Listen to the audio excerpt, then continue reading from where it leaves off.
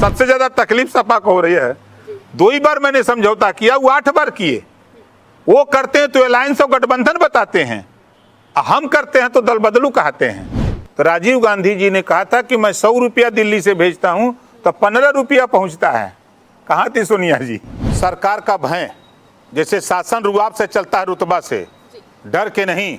जब दरोगा यहीं आवे चौराहे पर डांट के ललकारे, लाठी पीटे, तो खटाखट शटर बंद होने लगता है। एक भी दंगा हुआ हो 6 साल के अंदर, कहीं कर्फ्यू लगा हो, छिटपुट घटनाएं तो हम मान लेते हैं होती हैं। हम तो कह रहे हैं कि ओम प्रकाश राजभर के यहाँ CBI ED क्यों नहीं आ जाती? हम भी तो हैं, हम भी तो राजनीति में हैं, हम भी तो 18 महीना मिनिस्टर थे।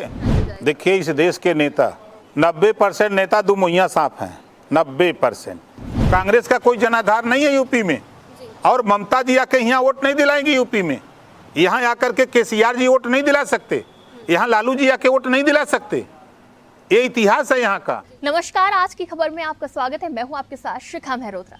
उत्तर प्रदेश की राजनीति में कई ऐसे दिग्गज राजनेता हुए हैं जिन्होंने जीरो से शुरुआत करी और उसके बाद उनका सफर एक ऐसे मुकाम पर पहुंचा जहां उन्होंने राजनीति को एक नई पहचान दी।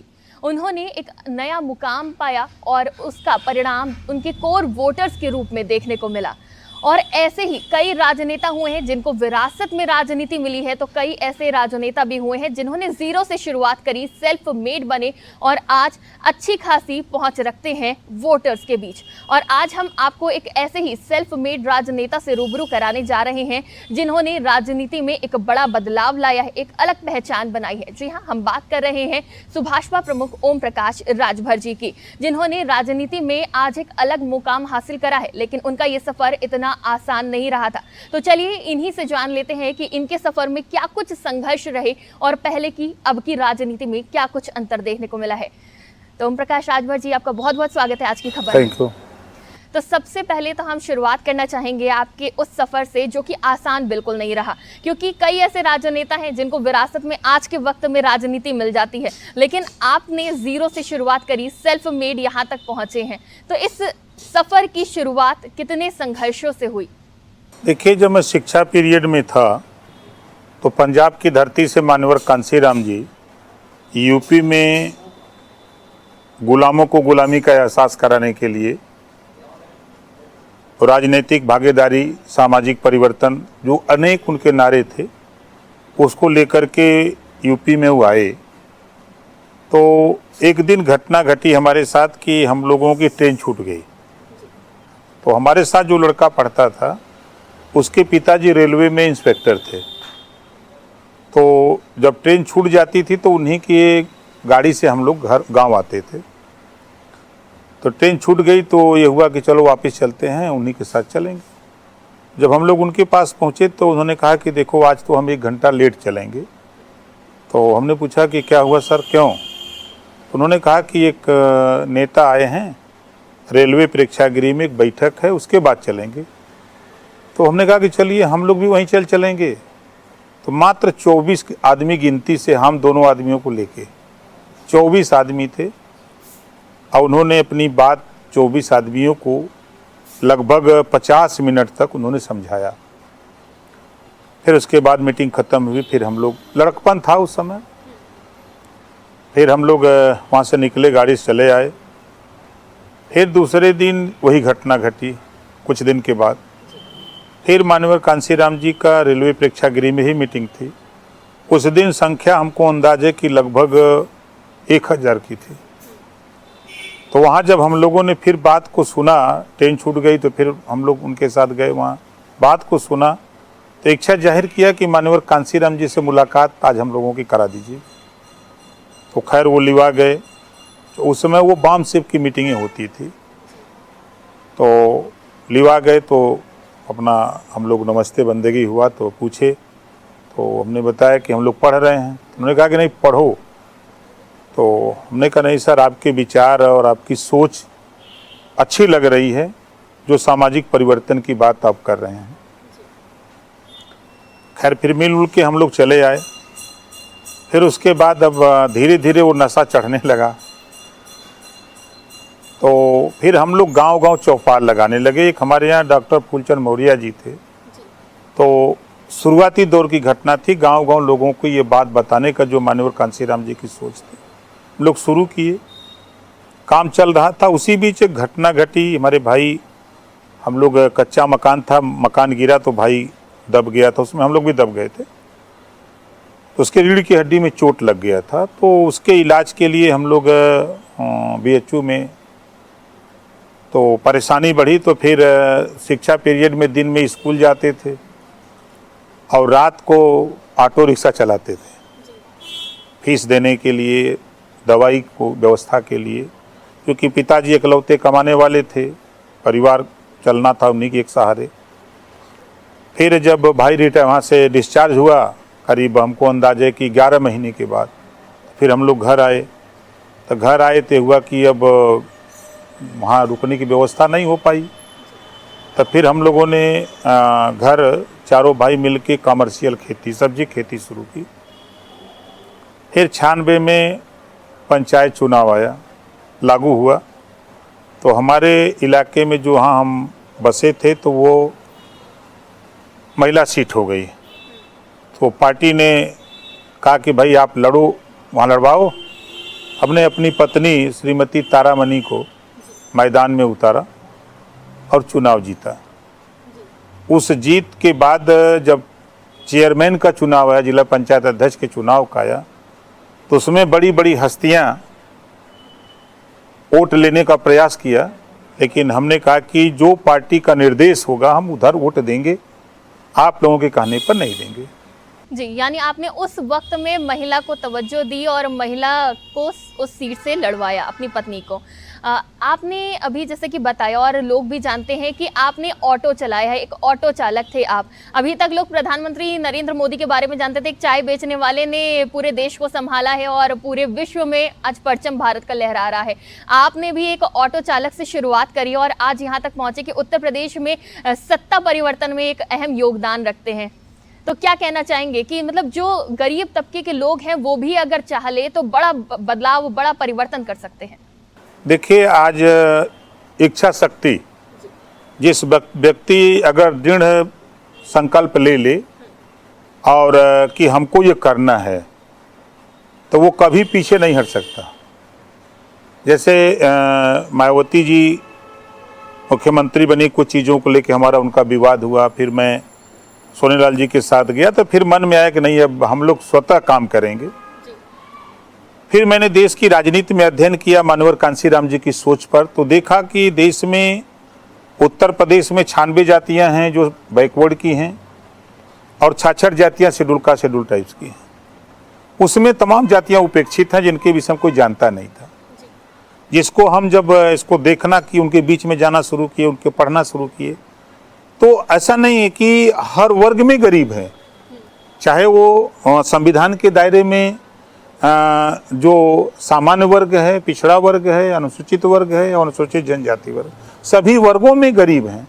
तो हम लोगों ने एक अभियान शुरू किया अपने कि इस देश में रहने वाले अहिर, गडेरी, कुनबी, कोयरी, भर, चमार, मुसर, धोबी, खटीक, पासी, केवट, बिंद, मला, जुल्हा, दुनिया, अंसारी, शेख, सैयद, पठान, चौहान, ठाकुर, ब्राह्मण, बनिया, लाला, गोंड, खरवार, भूमिहार, बिहार, आर्य, कर्कवंशी, बंजारा, बहेलिया, खंघार, राजवंशी, राजधोब, ये तमाम जातियों के बीच में हम लोग जाने लगे। गाँव में उनके बीच में जाने लगे तो ये लगा कि इनके सामाजिक स्तर बहुत बदतर है, शिक्षा का स्तर नहीं के बराबर है। तो फिर उनको जागृत हम लोगों ने किया। जब जागृति पैदा हुई तो ये हुआ कि इनको अब राजनीतिक स्वाद चखाया जाए निचले स्तर पे। तो हम लोगों ने उनको प्रेरित करके पंचायत चुनाव में उतारा। हजारों प्रधान हुए, जिला पंचायत हुए, क्षेत्र पंचायत हुए, गांव के सदस्य हुए। तो जब प्रधान हुआ तो उसको एहसास हुआ कि अब उसके यहाँ लेखपाल जाने लगा, दरोगा जाने लगा, उसके यहाँ एसडीएम जाने लगे, डीएम जाने लगे। तब उसको लगा कि political power is the master की जो बात नेता बताता है हमारा, ये बहुत सही है। तो वो उस पावर जब उनके पास मिला तो अब लोगों में जागृति है कि नहीं, राजनीति करना चाहिए। तो बड़ी संख्या में उभार लोगों में आया। तो हम लोगों का था कि देखो, हम बार बार ये बात, लगभग 21 साल पूरा होगा अक्टूबर में, मैं एक बात बार बार बाबा साहब डॉक्टर अम्बेडकर की लोगों को बताता था कि देखो, बाबा साहब डॉक्टर अम्बेडकर ने कहा कि शिक्षा शेरनी के दूध के समान होता है। जो शिक्षा रूपी दूध को पिएगा वही तेज शेर की तरह दहाड़ेगा। आप लोग शिक्षा की तरफ बढ़ो, आधी रोटी खाओ लेकिन बच्चा और बेटा बेटी को पढ़ाओ, बेटा बेटी में भेदभाव मत करना। हमारा ये उपदेश या संदेश या सुझाव अपने वोटरों को ये बराबर हम देते थे कि देखो, बेटा पढ़ता है तो एक परिवार सुधरता है, बेटी पढ़ती है तो 2 परिवार सुधरता है। बेटी जब तक मायके में रहती है तो माँ बाप भाई की सेवा करती है, जब बेटी ससुराल चली जाती है तो सास ससुर की सेवा करती है, तो 2 परिवार सुधारती है। इस नाते भेदभाव नहीं। तो जब हम जिस कौम की बात करते हैं उस कौम में जब हम गए तो शिक्षा नगण्य थी, आज 98% उसमें शिक्षा आ गई धरातल पे। ये हम अपनी उपलब्धि मानते हैं। राजनीतिक क्या हो रहा है हम वो अलग बात है, लेकिन सामाजिक परिवर्तन में जो उनके रहन सहन थे, लुंगी पहने गंजी पहने मार्केट चले जाते थे, जब उनको समझाया गया कि इसका क्या आपके ऊपर इफेक्ट पड़ रहा है, सामाजिक स्टेटस सम्मान के साथ जीना चाहते हो तो आपके पास जो व्यवस्था है, कुर्ता है, पैजामा है, नगौचा है, धोती जो भी हो, आप उसको पहन के जाया करो। यानी बड़ा बदलाव आया है आपके प्रयास से। उस वक्त मांग थी समय की कि आप पिछड़ों को सहारा दें, उनको आगे लाएं। आज के वक्त में जो राजनीति है उसमें काफी परिवर्तन आ गया है। आज के वक्त में देखा जाता है कि धर्म की राजनीति और जाति की राजनीति तो होती ही है, लेकिन पहले जैसे मुस्लिम्स और पिछड़ों की राजनीति ज्यादा हुआ करती थी, आज वो समान लेवल पे आ गए हैं। आज हिंदुओं की राजनीति होती है। पहले लोग मस्जिद के चक्कर लगाते थे, अब मंदिरों के चक्कर लगा रहे हैं। राजनीति करने का सबका अलग अलग नजरिया है। कुछ लोग हैं बीजेपी का नाम न लें तो उनकी पार्टी नहीं चलेगी, जैसे बसपा नेता का बयान आएगा, अगर 100 शब्द बोलेंगे तो लगभग 50% शब्द बीजेपी का नाम आएगा। वही हाल सपा का है, वही हाल कांग्रेस का है, जो हमारे यूपी में जो चर्चा में पार्टियां हैं।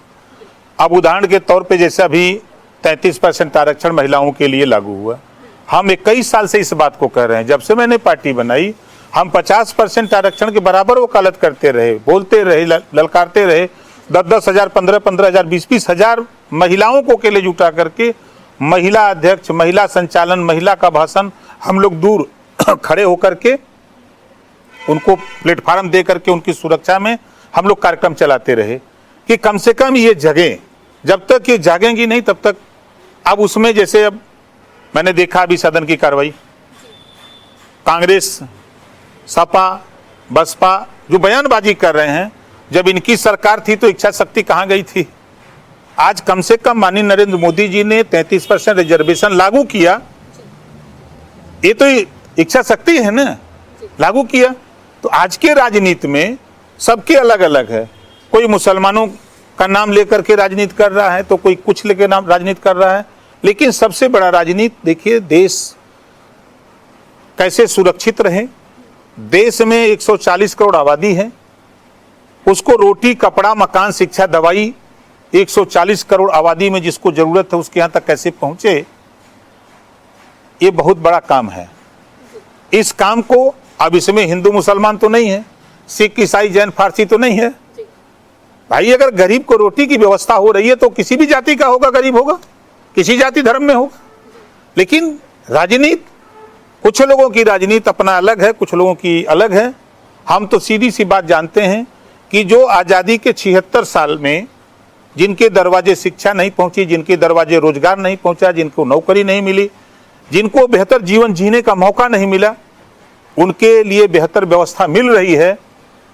अब इससे बढ़िया क्या चाहिए लोगों को? जी, इतिहास में पहली बार हुआ है कि नई संसद, उसमें जो उसका श्री गणेश हुआ, महिलाओं के आरक्षण के बिल से हुआ और बिना किसी विरोध के। राज्यसभा की अगर बात कर ली जाए तो वहां पे एक भी विरोध में वोट नहीं पड़ा। जितनी भी शक्ति पैदा हुई है नारी शक्ति में ही हुआ, चाहे दुर्गा जी पैदा हो, चाहे लक्ष्मी जी पैदा हो, चाहे सरस्वती जी पैदा हो, सब वही पैदा हैं।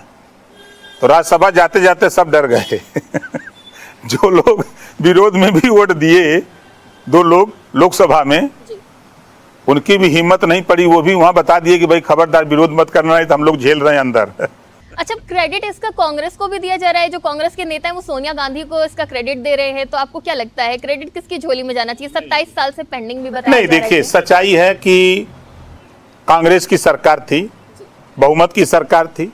अगर ये काम कांग्रेस ने किया होता सबके साथ लेकर के तो वो श्रेय कांग्रेस को जाता। लेकिन ये नई संसद, नया कानून, नई चीज हुई है ना, लंबे समय से पेंडिंग था। तो ये पूरा का पूरा श्रेय माननीय नरेंद्र मोदी जी को जाता है और उनके नेतृत्व में ये हुआ है। और कहने के लिए तो हर आदमी कहता है कि हम कर दिए। जब आपकी सरकार थी तो आपने क्या किया? हम तो यही सवाल करते हैं, जैसे आपने वो कह रही हैं। आज हम कह रहे किसान सम्मान निधि, राजीव गांधी जी जिंदा थे तो राजीव गांधी जी ने कहा था कि मैं 100 रुपया दिल्ली से भेजता हूं तो 15 रुपया पहुंचता है। कहां थी सोनिया जी? इसको क्यों नहीं रोका? आज मोदी जी किसान सम्मान निधि सीधे बैंक अकाउंट से किसान के अकाउंट में सीधे जा रहा है, बीच में कोई बिचौलिया नहीं। वो 6,000 रुपया उसके खाते में जा रहा है। ये व्यवस्था क्यों नहीं कांग्रेस ने किया? कांग्रेस के ही प्रधानमंत्री का बात है कि 100 रुपया में 15 रुपया जाता था वहां, लेकिन यहां 100 का 100 खाते में चला जा रहा है।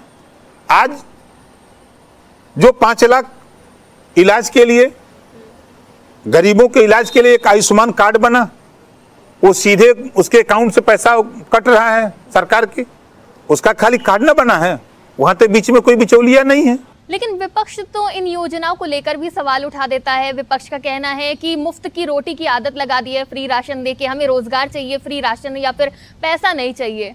ये काम विपक्ष के लोगों ने नहीं किया, वो काम माननीय नरेंद्र मोदी जी, माननीय योगी जी के नेतृत्व में हो रहा है।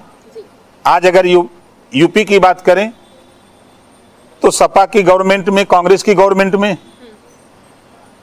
चाहे लखनऊ हो, चाहे बनारस हो, चाहे मऊ हो, चाहे आगरा हो, चाहे फिरोजाबाद हो, चाहे रामपुर हो, प्रदेश में हर हफ्ते दंगे होते थे, कर्फ्यू लगते थे।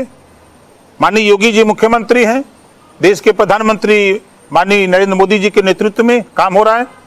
एक भी दंगा हुआ हो 6 साल के अंदर, कहीं कर्फ्यू लगा हो, छिटपुट घटनाएं तो हम मान लेते हैं होती हैं, लेकिन एक भी ऐसा बता दें कि जहां दंगा हुआ हो, कर्फ्यू लगा हो, 1 महीना 10 दिन लगा हो, तो ये चीजें वो अपने गृहबान में झांक के नहीं देखती मेरी सरकार में क्या हुआ, आखिर में वो दंगा रुका क्यों?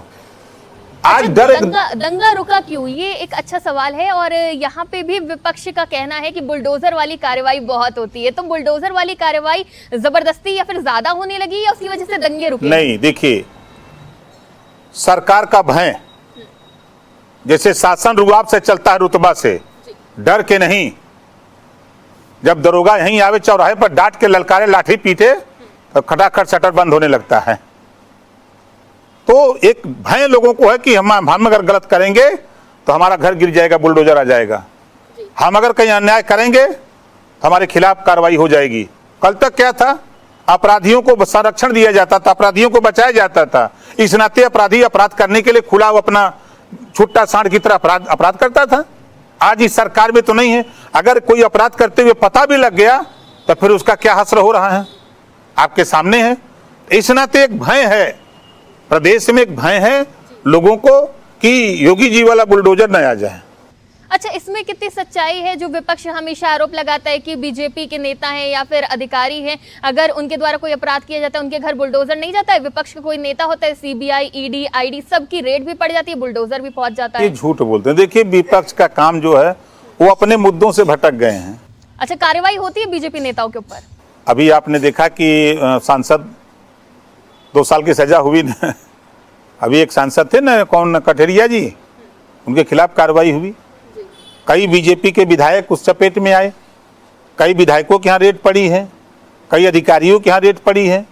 इन लोगों को वो चीज़ नहीं दिखाई देता। इन लोगों को सिर्फ वही दिखाई देता है कि उनके यहाँ हो तो दिखाई देता है, अगर सत्ता पक्ष के यहाँ होता है तो नहीं दिखाई देता है। अच्छा, सीबीआई, ईडी इन सब की जांच का मुद्दा भी काफी उठा रहता है। यही कहा जाता है कि जहां पे कोई विपक्षी पार्टी मजबूत होती है उनके नेताओं के घर पे जो है जांच एजेंसी पहुंच जाती है। तो बीजेपी का कोई ऐसा नेता जिसके घर जांच एजेंसी पहुंची हो?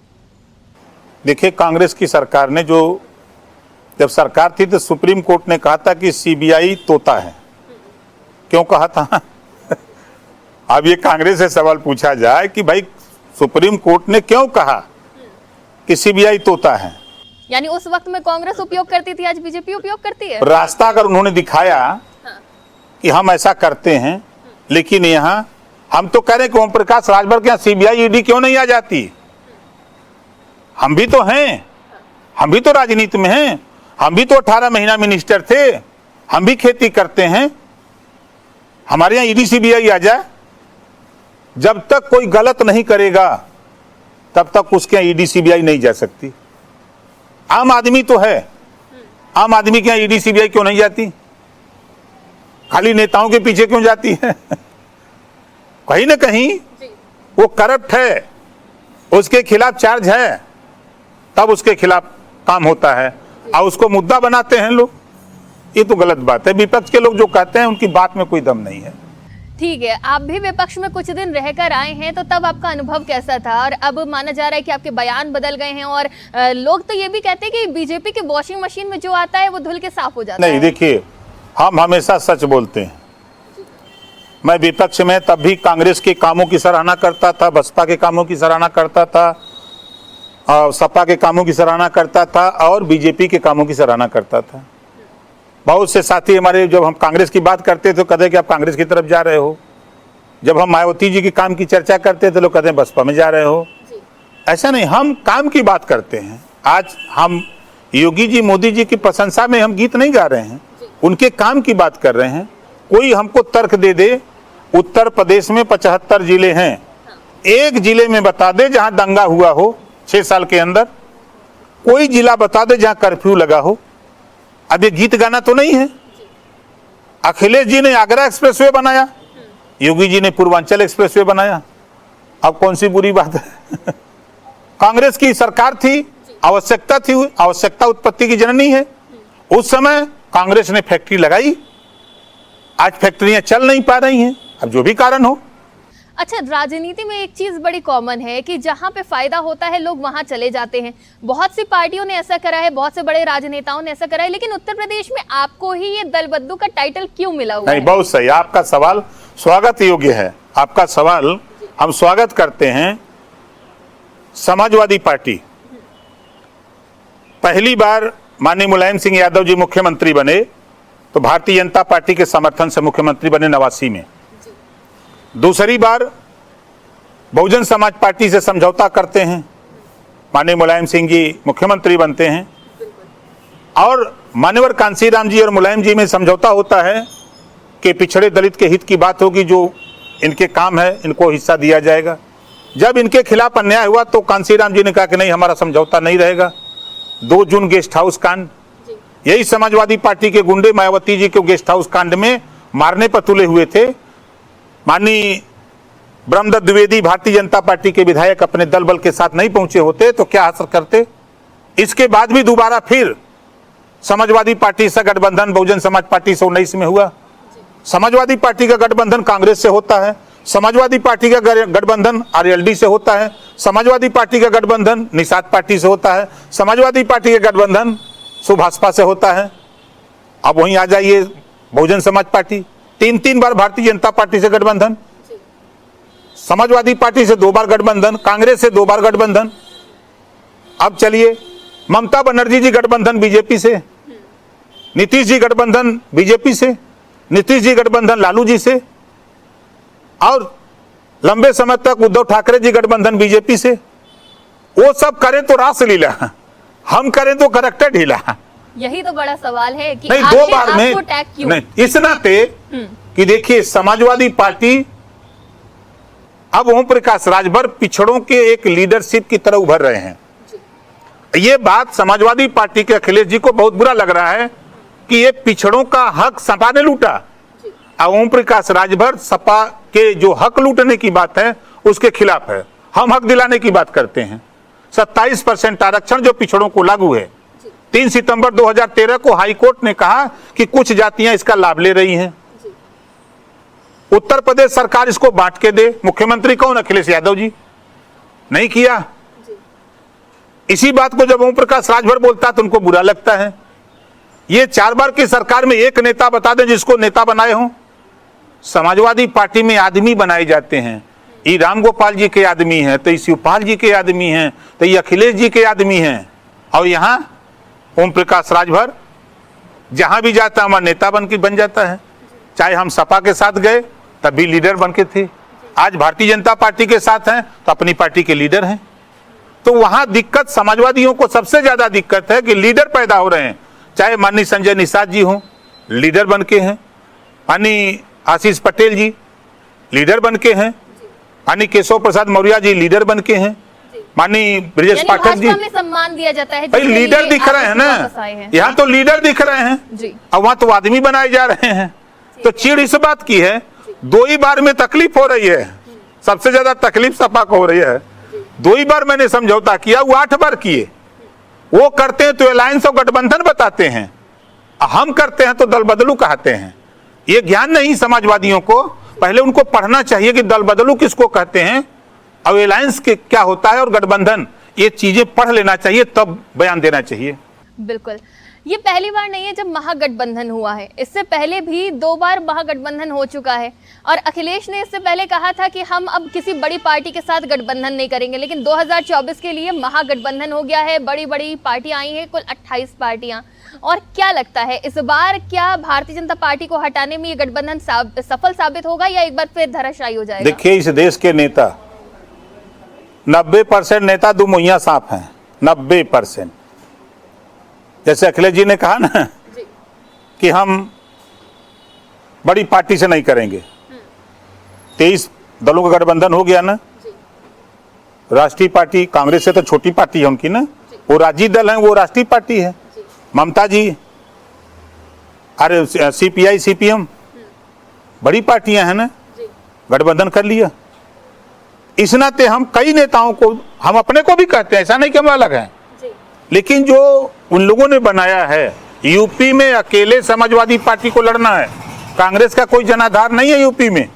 और ममता जी आके यहाँ वोट नहीं दिलाएंगे यूपी में, यहाँ आकर के KCR जी वोट नहीं दिला सकते, यहाँ लालू जी आके वोट नहीं दिला सकते, ये इतिहास है यहाँ का। जी, इसीलिए घोसी को महापरीक्षा मानी जा रहा कुछ था। नहीं, देखिए मैं फिर कह रहा हूँ, देश का चुनाव जब होता है तो देश की जनता राष्ट्र के नाम पर, देश के नाम पर वोट देती है। देश की जनता जब प्रदेश का चुनाव होता तो प्रदेश में बेहतरी के लिए लोग वोट देते हैं।